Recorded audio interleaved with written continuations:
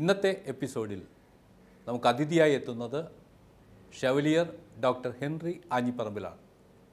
വൈദ്യശാസ്ത്ര രംഗത്തും സാമൂഹ്യ സേവന രംഗത്തും ദൈവത്തിൻ്റെ ഉപകരണമായി പ്രവർത്തിക്കുന്ന ഡോക്ടർ ഹെൻറിയെ, അദ്ദേഹത്തിൻ്റെ ജീവിതത്തെ നമുക്കടുത്തറിയാം.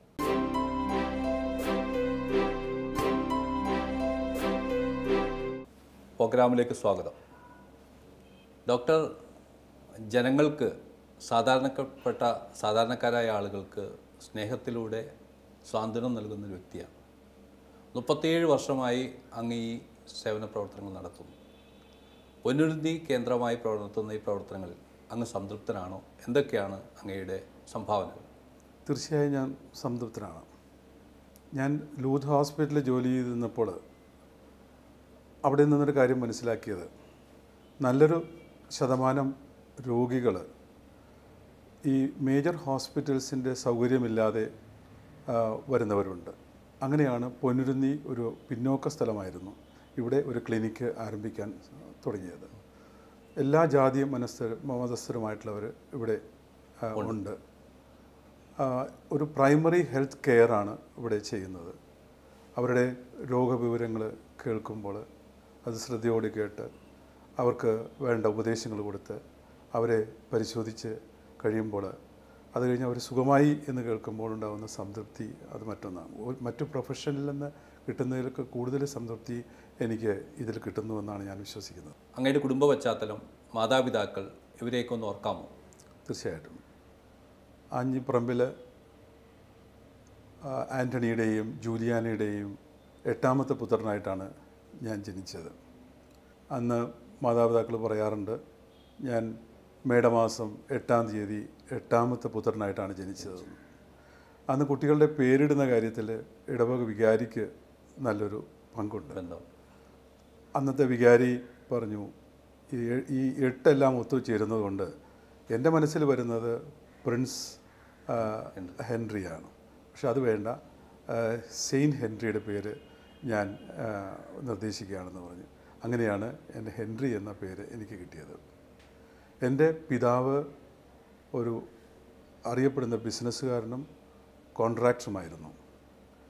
ബിസിനസ് കോൺട്രാക്റ്റുമാണെങ്കിലും പള്ളിയുടെ കാര്യങ്ങളിലും സാമൂഹ്യ കാര്യങ്ങളിലുമൊക്കെ പ്രത്യേകം അദ്ദേഹത്തിന് താല്പര്യമുണ്ടായിരുന്നു. അതിന് സമയം കാണുമായിരുന്നു. എൻ്റെ മാതാവ് ജൂലിയാന ഒരു മാതാവിൻ്റെ വലിയ ഭക്തിയുള്ള അമ്മയായിരുന്നു. അടിസ്ഥാന വിശ്വാസത്തെക്കുറിച്ച് ഞങ്ങൾക്ക് പറഞ്ഞു തന്നിട്ടുള്ളത് അമ്മയാണ്. എല്ലാ ശനിയാഴ്ചകളിലും പള്ളിയിൽ കൊണ്ടുപോകും. വരവകാട്ട് പള്ളിയിലുമായിട്ടാണ് ഞങ്ങൾക്ക് കൂടുതൽ ബന്ധമുള്ളത്. കാരണം ഞങ്ങളുടെ പൂർവികത അടക്കിയിരിക്കുന്നത് അവിടെയാണ്. വരവാട്ട് കുരിശുപള്ളിയെക്കുറിച്ച് സാറ് പറഞ്ഞു. കൊച്ചിൻ ഷിപ്പ്യാർഡിന് വേണ്ടി പെരുമാനൂർ ഇടവക ചെയ്ത വലിയൊരു സേവനമാണ് വരവാട്ട് കുരിശുപള്ളി അമ്പിയാപുരത്തേക്ക് മാറ്റി സ്ഥാപിച്ചു എന്നുള്ളത്. അതുകൊണ്ടാണ് കൊച്ചിൻ ഷിപ്പ്യാർഡ് ഈ രാജ്യത്തും കൊച്ചിയിലും ഉണ്ടായത്. വരവാട്ട് പള്ളിയുമായിട്ടുള്ള സാറിൻ്റെ ബന്ധം എങ്ങനെയാണ്? ഞായറാഴ്ചകളിലെ അല്ലെങ്കിൽ ശനിയാഴ്ചകളിൽ മര്യഭക്തനായ ഒരു കുടുംബത്തോടൊപ്പം സാർ ഈ പള്ളിയുമായി എങ്ങനെ ബന്ധപ്പെട്ട് ജീവിച്ചു? ഞങ്ങളുടെ വീടിനോട് അടുത്തതാണ് വരകാട്ട് പള്ളി. അവിടെ ഞങ്ങൾ കുടുംബസമേതം അവിടെ പോവുകയും കുർബാന എല്ലാം പങ്കെടുക്കുകയും പൂർവികരുടെ കല്ലറകൾ പോയി പ്രാർത്ഥിക്കുകയൊക്കെ ചെയ്യുമായിരുന്നു. അങ്ങനെ ഒരു ആത്മീയമായിട്ടുള്ളൊരു ബന്ധം ആ പള്ളിയോട് ഞങ്ങൾക്കുണ്ട്. ഈ പള്ളി കൊച്ചിൻ ഷിപ്പ്യാർഡിന് വേണ്ടി അക്യൂർ ചെയ്യാൻ പോകുന്നു എന്ന് പറഞ്ഞപ്പോൾ എല്ലാവർക്കും വളരെ വേദനയുണ്ടായി. കാരണം ഞങ്ങളുടെ വിശ്വാസത്തിൻ്റെ ഒരു കേന്ദ്രമായിരുന്നു ഇവിടെ. വ്യാകുല മാതാവിൻ്റെ ആ പേരിലുള്ള ആ പള്ളി. അന്നത്തെ വികാരിയായിരുന്ന പുണ്യശ്ലോകനായ മോൺസിനോർ അലക്സാണ്ടർ വടക്കുന്തലയാണ് ഗവൺമെൻറ്റിൻ്റെ ഈ വലിയ പ്രോജക്റ്റ്, ഇവിടെ വരാൻ പോകുന്ന ഈ ഷിപ്പ്യാർഡിൻ്റെ പ്രാധാന്യത്തെക്കുറിച്ച് ജനങ്ങളെ മനസ്സിലാക്കുകയും അങ്ങനെ ഈ ജനങ്ങളെ അതിനുവേണ്ടി ഒരുക്കുകയും ചെയ്തത്.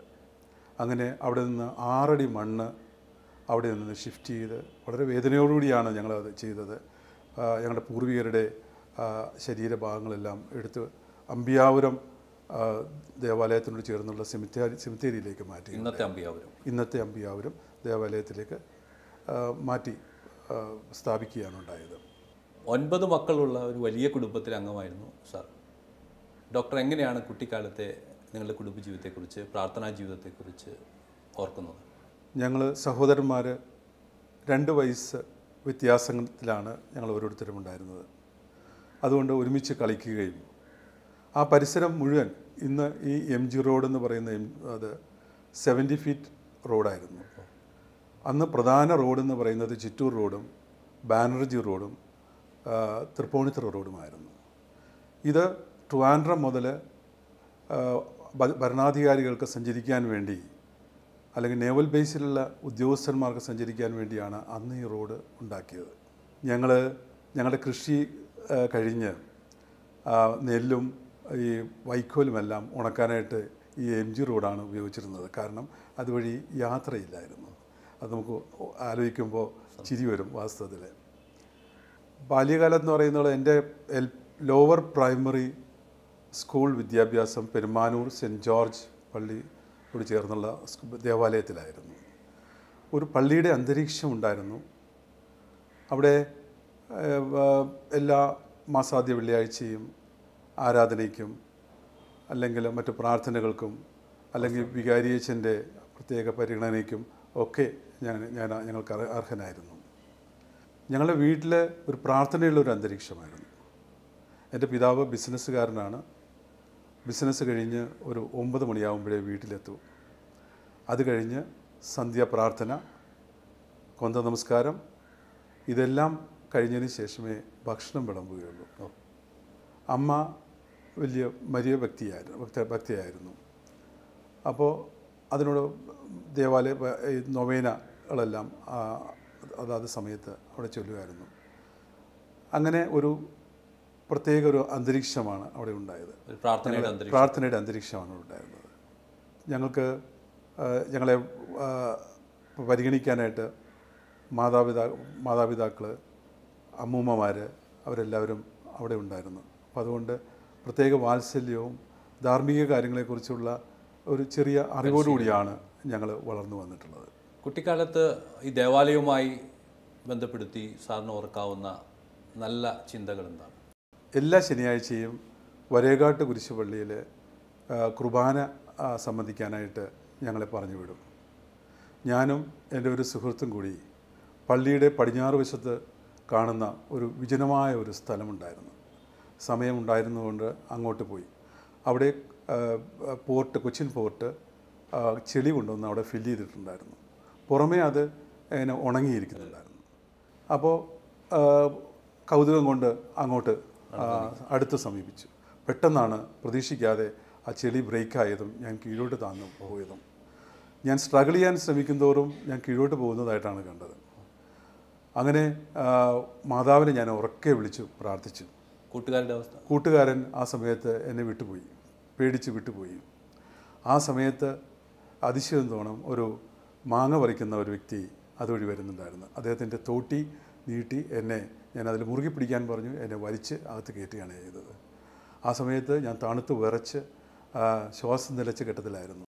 അപ്പോഴുണ്ടായ ശബ്ദം കേട്ട് തിയോഫിലിനച്ഛൻ ഓടി വന്നു. പൊന്നുരുത്തിയിലെ ദേവദാസൻ തിയോഫിലിനച്ഛൻ എൻ്റെ പിതാവ് വാങ്ങിയ ആ സ്ഥലത്തായിരുന്നു ആദ്യത്തെ ആശ്രമം. അപ്പോൾ അദ്ദേഹം ഓടി വന്നു, എനിക്ക് വേണ്ട പരിചരണം തന്നു, എന്നെ കുളിപ്പിച്ചു. അത് കഴിഞ്ഞ് എന്നെ ഭവനത്തിലേക്ക് പറഞ്ഞു വിടുകയാണ് ഉണ്ടായത്. അതാണ് എൻ്റെ മനസ്സിൽ തോന്നുന്ന ഒരു വലിയൊരു അതിശയമെന്ന് മറക്കാനാവാത്തത്. കുറച്ചുകൂടി കഴിഞ്ഞിരുന്നെങ്കിൽ ഞാൻ തണുത്ത് വിറച്ച് പോയാനെ, കീഴോട്ട് താന്നു പോയാനെ. അപ്പോൾ ഇതെല്ലാം ദൈവത്തിൻ്റെ ഒരു പദ്ധതിയാണെന്ന് ഞാൻ കാണുന്നു. അമ്മയിൽ നിന്ന് ലഭിച്ച വലിയ ഭക്തി സാറിനെ ഈ സമയത്ത് സ്വാധീനിച്ചിരിക്കണം. തീർച്ചയായിട്ടും. കാരണം എൻ്റെ മുമ്പിൽ മറ്റൊരു മാർഗവുമില്ല. മാതാവിനെ എൻ്റെ അമ്മയിൽ നിന്ന് കിട്ടിയിട്ടുള്ള ആ മരിയ ഭക്തി, അതുകൊണ്ട് ഞാൻ ഉടനെ മാതാവിനെ വിളിച്ച് പെട്ടെന്ന് കരയുകയാണ് ചെയ്തത്. അതുകൊണ്ടാണ് ആ വ്യക്തി ഓടി വരികയും എന്നെ വലിച്ച് രക്ഷപ്പെടുത്തുകയും ചെയ്തത്. തിയോഫിലച്ചനെ കുറിച്ച് സംസാരിച്ചു. പുണ്യശ്ലോകനായ ദേവദാസനായ തിയോഫിലച്ചനെ കുറിച്ചുള്ള അങ്ങയുടെ ഓർമ്മ എന്താണ്? അദ്ദേഹം ആ പള്ളിയിൽ നിറഞ്ഞു നിൽക്കുന്ന ഒരു വ്യക്തിയായിരുന്നു. അദ്ദേഹത്തിൻ്റെ പ്രസംഗം കേൾക്കാൻ, കുർബാനയെ സംബന്ധിക്കാനായിട്ട് കൂടുതൽ ഭക്തർ അവിടെ വരുമായിരുന്നു. അദ്ദേഹം ഒരു നീണ്ട താടിയും ഒരു വട്ടത്തിലുള്ള കണ്ണാടിയുമൊക്കെ ആണ് അദ്ദേഹത്തിൻ്റെ ഇത് പ്രത്യേകത. കുട്ടികളോട് പ്രത്യേക സ്നേഹമായിരുന്നു. അവിടെ ഒരു അമയന്തരം മരമുണ്ടായിരുന്നു. അതിൻ്റെ കായ അദ്ദേഹം പെറുക്കിയെടുത്ത് ഉണക്കി വെച്ച് ഈ കുട്ടികൾക്ക് അത് കൊടുക്കുമായിരുന്നു. അപ്പോൾ അത് വാങ്ങാൻ വേണ്ടി കുട്ടികൾ ഞങ്ങളെല്ലാവരും ഒരുമിച്ച് അദ്ദേഹത്തിൻ്റെ ആശ്രമത്തിൽ പോകുമായിരുന്നു. മരിയ ഭക്തിയെക്കുറിച്ച് പറയുമ്പോൾ ഒരു സംഭവം കൂടി എൻ്റെ മനസ്സിൽ ഓർമ്മ വരുന്നു. ഞാൻ കുട്ടിയായിരുന്നപ്പോൾ ഒരു കുസൃതി ചെറുക്കനായിരുന്നു.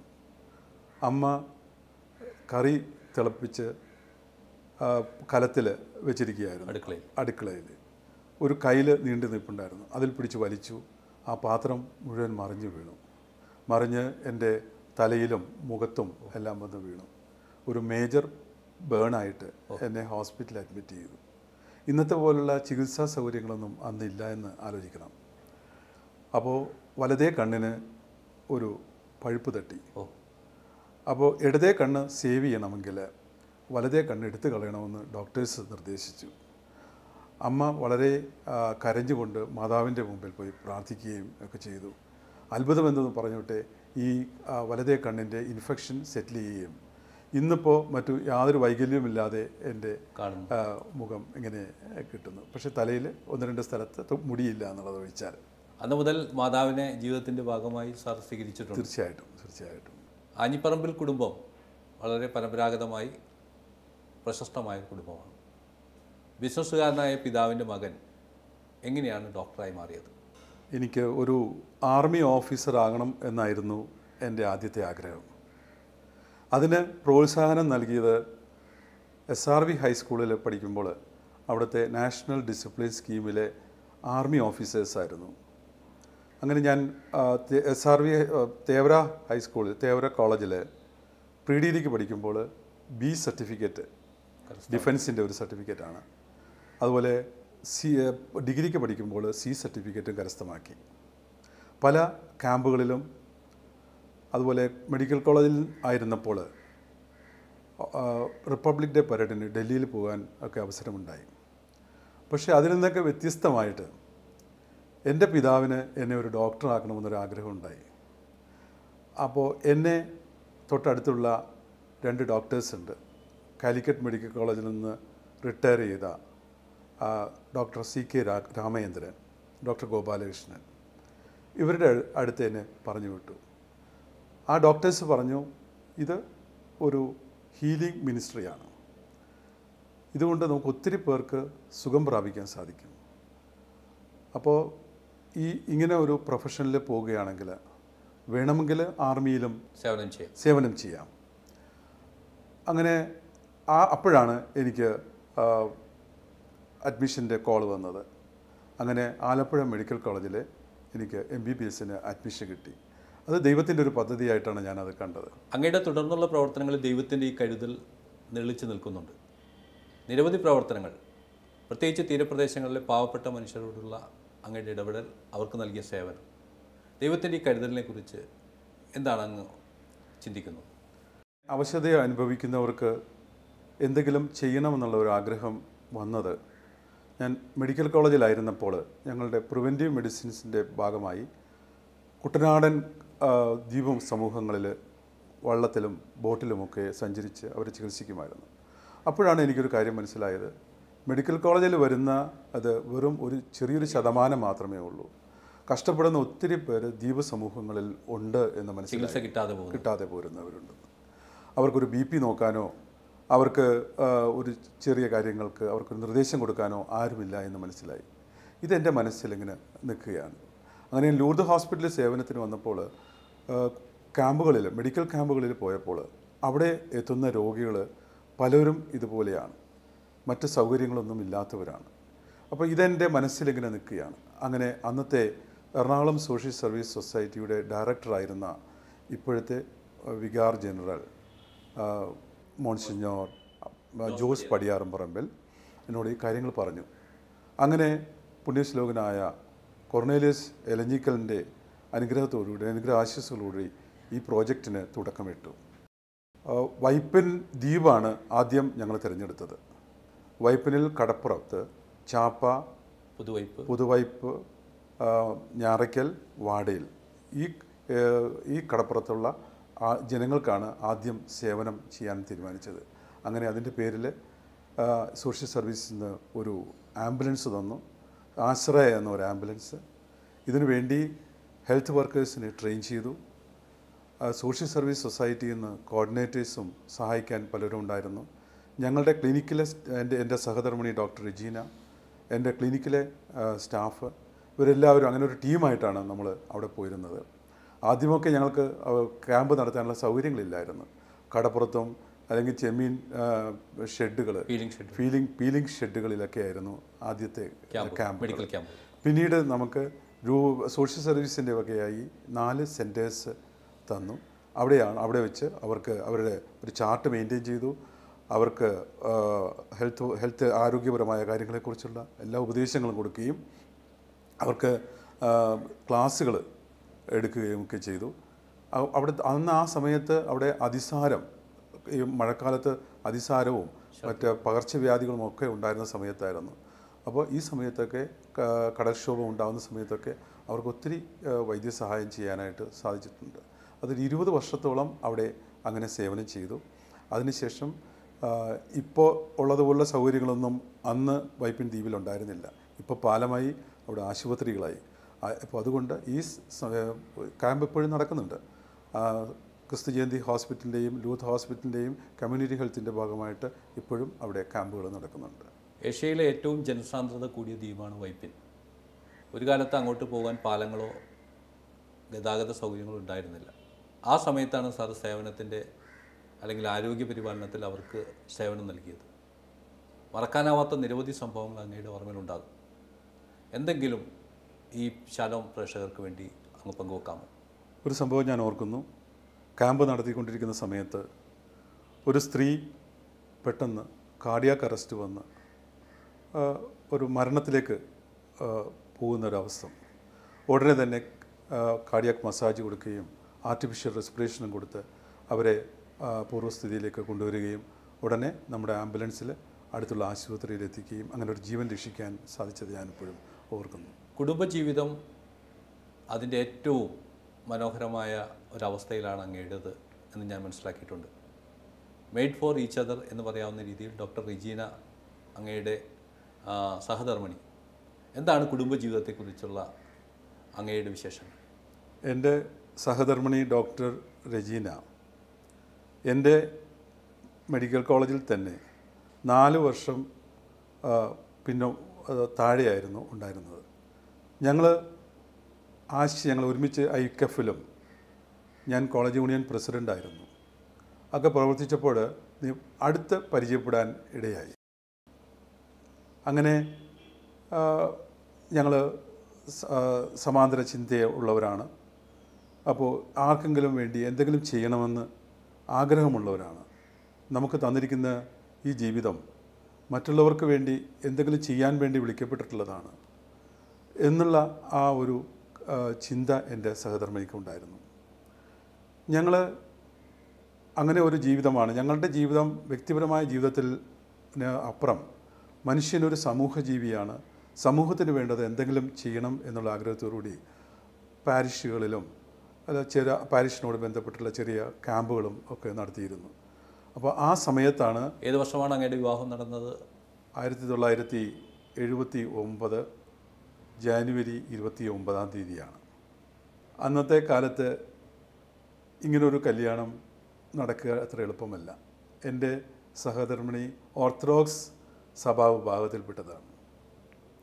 അങ്ങനൊരു വിവാഹത്തിന് മാതാപിതാക്കളും സഭാ മേലധ്യക്ഷന്മാരും പ്രത്യേകം താല്പര്യം എടുത്ത് കൊണ്ടാണ് ഞങ്ങളുടെ ദാമ്പത്യ ജീവിതം അങ്ങനെ സഫലമായത്. 1994 സഭ കുടുംബവർഷമായി ആചരിച്ചു. അന്ന് ഇന്ത്യയെ പ്രതിനിധീകരിച്ച് റോമിൽ നടന്ന മാർപ്പാപ്പയുടെ ജോൺ പോൾ രണ്ടാമൻ മാർപ്പാപ്പ വിളിച്ചു ചേർത്ത സമ്മേളനത്തിൽ ഇന്ത്യയെ പ്രതിനിധാനം ചെയ്ത് അങ്ങും ഡോക്ടർ റെജീനയും പങ്കെടുത്തു. ആ സമ്മേളനത്തെക്കുറിച്ച്, വിശുദ്ധനായ ജോൺ പോൾ രണ്ടാമനെക്കുറിച്ച്, അങ്ങയുടെ യാത്രാനുഭവത്തെക്കുറിച്ച് വിവരിക്കാമോ? തീർച്ചയായും ഞങ്ങളുടെ മനസ്സ് നിറഞ്ഞു നിൽക്കുന്ന ഒരു അപൂർവ അനുഭവമാണത്. ഫാമിലി അപ്പോസ്തലേറ്റിൽ ക്ലാസ്സുകൾ എടുത്തുകൊണ്ടിരിക്കുന്ന സമയത്ത് വിവാഹ ഒരുക്ക സെമിനാറിൽ ക്ലാസ് എടുത്തുകൊണ്ടിരിക്കുന്ന സമയത്ത് ഇൻ്റർനാഷണൽ ഇയർ ഫാമിലിക്ക് പ്രതിനിധീകരിക്കാൻ തിരഞ്ഞെടുത്തത് എന്നെയും എൻ്റെ സഹധർമ്മിണി ഡോക്ടർ റെജീനയുമായിരുന്നു. ഇവിടെ നിന്ന് ഞങ്ങളെ തിരഞ്ഞെടുത്ത കൊർണേലിയസ് എലഞ്ഞിക്കൽ പിതാവ് archbishop Varapuzha archbishop ഒരു കൊന്ത ഞങ്ങളെ ഏൽപ്പിച്ചിട്ട് പറഞ്ഞു, നിങ്ങൾ ഈ ഇൻ്റർനാഷണൽ ഇയർ ഓഫ് ഫാമിലി കഴിയുന്നത് വരെ ഈ കൊന്ത ചൊല്ലിയിരിക്കണം. അതിശയം എന്ന് പറയട്ടെ, ആ സമയത്ത് എയർക്രാഫ്റ്റുകളെല്ലാം ക്യാൻസൽ ചെയ്തു. കാരണം ഗുജറാത്തിൽ പ്ലേഗ് പടർന്നു പിടിച്ചു. ഞങ്ങൾ ബുക്ക് ചെയ്തത് എയർ ഇന്ത്യയിലായിരുന്നു. ഇവിടെ നിന്ന് അവസാനം റോമിലേക്ക് പോയത് എയർ ഇന്ത്യ വിമാനമായിരുന്നു. ഞങ്ങൾ ആ വിമാനത്തിൽ അവിടെ ചെല്ലുമ്പോൾ മദർ തെരേസ്യയെ വരെ, വിശുദ്ധിയായ മദർ തെരേസ്യയെ വരെ അവരൊരു ക്വാറന്റൈനിൽ തടഞ്ഞു വെച്ചിരിക്കുകയാണ്. ഞങ്ങളുടെ എയർക്രാഫ്റ്റിൽ ഇറ്റാലിയൻ ഡോക്ടേഴ്സ് വരികയും ഞങ്ങൾ എയർക്രാഫ്റ്റ് മുഴുവൻ ഫ്യൂമിഗേഷനൊക്കെ ചെയ്യുകയും തുടർന്ന് പരിശോധിക്കുകയും കുറേ മരുന്നുകളൊക്കെ തന്ന് കോണ്ടാക്റ്റ് അഡ്രസ്സുകളൊക്കെ തന്നാണ് ഞങ്ങളെ ഇറ്റലിയിലേക്ക് കയറ്റിവിട്ടത്. അവിടെ family the heart of civilisation and love എന്ന സെമിനാറിന് 250 കുടുംബങ്ങളെയാണ് ലോകമൊട്ടാകെ തിരഞ്ഞെടുത്തത്. അതിൽ ഒരു കപ്പിള് ഞങ്ങളായിരുന്നു. മദർ തെരേസ്യ, ജോൺ പോൾ രണ്ടാമൻ മാർപ്പാപ്പ, അങ്ങനെ അതുപോലെ ഫാമിലി പ്ലാനിങ്ങിനെ കുറിച്ചുള്ള റിസർച്ച് ചെയ്തിട്ടുള്ള doctor Billings and Mrs Billings, അവരുടെ ടീം, ഇവരെല്ലാവരും ഞങ്ങൾക്കന്ന് ക്ലാസ് എടുത്തു. ഇൻ്റർനാഷണൽ ഇയർ ഓഫ് ഫാമിലിയുടെ കൺക്ലൂഡിംഗ് ഫംഗ്ഷന് പരിശുദ്ധ പിതാവിൻ്റെ അടുത്ത് ഒരു പ്രത്യേക സെക്ടറിലാണ് ഞങ്ങളെ ഇരുത്തിയത്. സെൻറ്റ് പീറ്റേഴ്സ് സ്ക്വയറിൽ ലക്ഷക്കണക്കിന് കുടുംബങ്ങൾ അന്ന് അവിടെ അസംബിൾ ചെയ്തിരുന്നു. അതൊരു പ്രത്യേക അനുഭവമാണ്. അന്ന് ഞങ്ങൾക്ക് സ്വന്തം നാട്ടിലേക്ക് പോകുമ്പോൾ കൊണ്ടുപോകാൻ ഒരു ബ്ലസ് ചെയ്ത ഒരു തിരിയും ഇവിടെ ഇൻ്റർനാഷണൽ ഇയർ ആഘോഷിക്കാനായിട്ട് അവിടെ നിന്ന് പരിശുദ്ധ പിതാവ് തന്നെ കത്തിച്ചു തന്ന തിരിയും കൊണ്ടാണ് ഞങ്ങളിവിടെ വന്ന് international year of family Varapuzha രൂപതയിൽ ആഘോഷിച്ചത്. വരാപ്പുഴ അതിരൂപതയെ പ്രതിനിധീകരിച്ച് റോമിലെ കുടുംബവർഷത്തിൽ മികച്ച കപ്പിളായി പങ്കെടുത്ത നിങ്ങൾ കുടുംബജീവിതത്തിലും മികച്ച കപ്പിളായിട്ടാണോ മുന്നേറുന്നത്? തീർച്ചയായും ഞങ്ങളങ്ങനെ ഒരു മാതൃകാ ജീവിതം നയിക്കുകയാണ്. ഞങ്ങളുടെ കുട്ടികൾക്കും അത് അറിയാം. തീർച്ചയായും കുട്ടികളുടെ പ്രതികരണത്തിൽ നിന്ന് മനസ്സിലാവും ആ കുട്ടികൾ ഞങ്ങളെ അനുകരിക്കാൻ ശ്രമിക്കുന്നു. അതുപോലെ ഞങ്ങളുടെ ഇടവകയിലുള്ള പല കപ്പിൾസും അവരുടെ പല വിഷമസന്ധിയിലൊക്കെ ഞങ്ങളുടെ അടുത്ത് വന്ന് അവർ സഹായം അഭ്യർത്ഥിക്കാറുണ്ട്.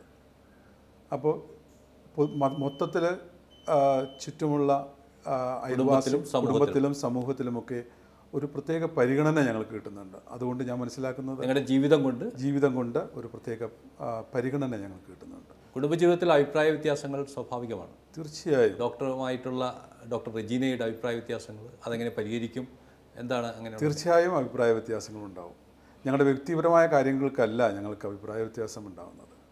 എൻ്റെ ഭാര്യ ഒരു ഓപ്പോസിറ്റ് ആയിട്ടാണ് പ്രവർത്തിക്കുന്നത്. ഏതെങ്കിലും ഒരു കാര്യം തീരുമാനിക്കുമ്പോൾ അതിനെക്കുറിച്ച് ചർച്ച ചെയ്യുമ്പോൾ മറ്റൊരു വശം ഡോക്ടർ റെജീന പറയും, പ്രശ്നത്തിൻ്റെ മറ്റൊരു വശം. അങ്ങനെ ഞങ്ങൾ ചർച്ച ചെയ്ത് ഒരു പൊതു തീരുമാനത്തിലെത്തും. ആ ഡിഫറൻസ് ഓഫ് ഒപ്പീനിയൻ പരിഹരിച്ചതിന് ശേഷം മാത്രമേ ഞങ്ങൾ കിടക്കാറുള്ളൂ. സാറിൻ്റെ ജീവിതത്തിൻ്റെ നേട്ടങ്ങൾക്ക് അത് വലിയ താങ്ങായിട്ടുണ്ട്. തീർച്ചയായിട്ടും നമ്മൾ മറ്റുള്ളവരുടെ ഫീലിംഗ് കൂടി പരിഗണിക്കണം. നമ്മൾ ആ സ്ഥാനത്ത് നിന്ന് ആലോചിക്കുമ്പോൾ നമ്മുടെ എങ്ങനെയായിരിക്കും എന്ന് അറിയേണ്ടിയിരിക്കുന്നു. അതിന് എൻ്റെ ഭാര്യ ഒരു കണ്ണാടിയായിട്ട് എപ്പോഴും എൻ്റെ മുമ്പിലുണ്ടാവും.